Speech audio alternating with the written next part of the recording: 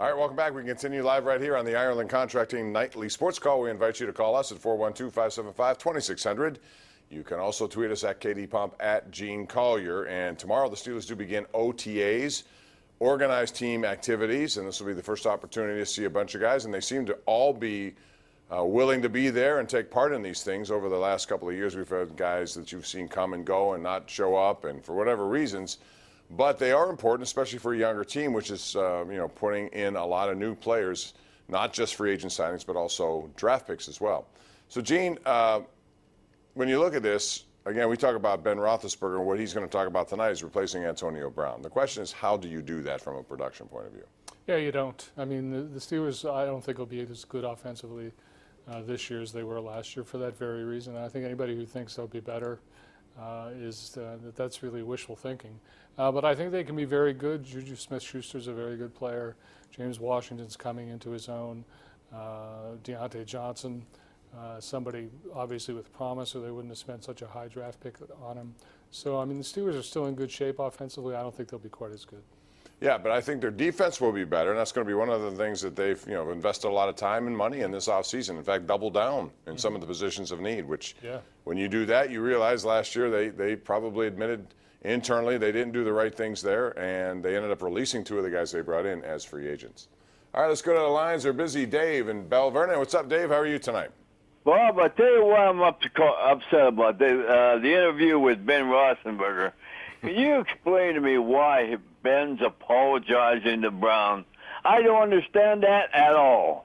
I just don't like it. He just took he took responsibility for some of the stuff that caused this whole breakup, and that would be some of the stuff on the radio show, which he, was misconstrued by him. Now he admitted today that some of that stuff he didn't mean it the way it came out, and maybe he should have. Whatever the case, social media doesn't give you a mulligan, does it? I mean, when you make something, you can't necessarily get it back. Well, no. I mean, I don't know how Ben expected that to come out. He went on his radio and said that Antonio Brown ran a bad route in Denver. That's something he should never have said, and apparently he's admitting that now. I don't know what's so hard to understand. Well, I mean, he had an opportunity to do a lot of different things. He chose to go the high road, which I think is probably the best way. Ben always says the right things. It's a matter of does he mean it?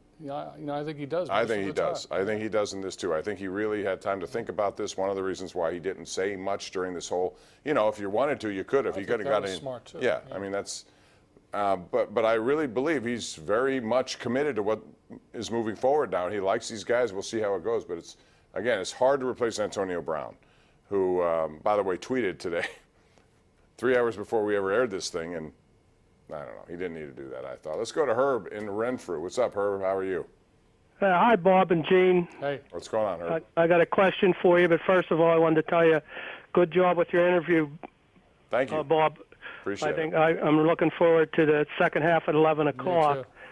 But my question is, Steelers signed that free agent quarterback, a young guy from Wofford University, and they already have two young QBs.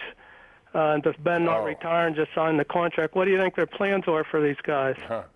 Well, I mean, that guy, I don't know if he has any chance to be anything on that practice squad. Thank you for the call. But, Gene, they have, Dobbs now is becoming a veteran, and so is Mason Rudolph. And I know Mason Rudolph is somewhat frustrated that, they all want to play. And if things go right, they won't play again this year. So what happens? Well, that's the way it is on every good team in the NFL. Teams with franchise quarterbacks, the backups don't play hardly at all, if at all. As for the free agent quarterback, their plans for him are to have him throw a lot of balls in Latrobe and then say bye. That's the plan. Well, here's the thing. You're right. You never know. And in the case of Jimmy Garoppolo, we saw this play out.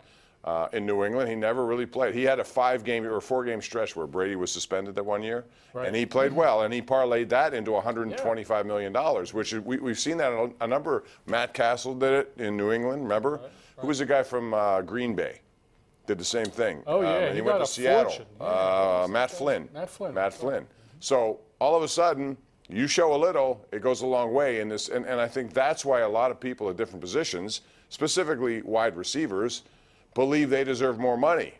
because they pay the position in the NFL. They really do. They pay if you're a quarterback and if you're pretty good, you don't have to show a lot to get $100 million plus. That's exactly right, and that's what look at a guy like Josh Dobbs, who I like and I think can be a good quarterback.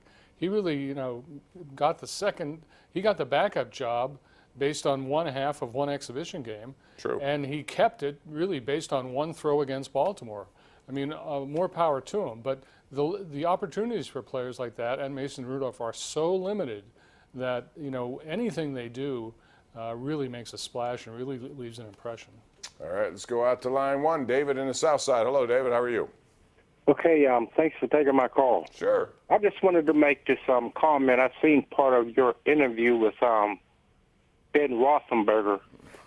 It's and, 2 for 2. It was good, but one thing I can say, and I'm not trying to compare him with Terry Bradshaw. But yeah, you are. Go ahead. Go ahead. Nope. The only thing I'm going to say is that every time I've heard Bradshaw talk about his success, he's always brought up Swan and Star Wars in the team. Well, I think Roethlisberger does the same. If they did make a mistake, I guess it's now because of Facebook and these talk shows. It's a whole nother game, right? Twitter, all this stuff. But I think that's something that you should keep to yourself. That should be discussed inside that the ship locker has room. sailed, I think, David. Gene, let me ask you about train that. has flown. If we didn't have social media, do you think any of this would have caught the fire it did? Because it played out in social media mostly, 90% of it. Oh yeah, I mean, well, it's a different culture now. Facebook essentially is the culture. Now, people don't talk to each other anymore. They don't call each other on the phone anymore. The entire culture has been inverted by the technology. And the short answer to that question, Bob, is no. You can't put the toothpaste back in the tube. We've got a lot of good ones tonight. Those are Trite Award winners, I think. For 2019, tune in for that. All right, we're going to take a break. Bill, Pete, and Bob, you're all coming up next. This is the Ireland Contracting Nightly Sports Call on Pittsburgh CW.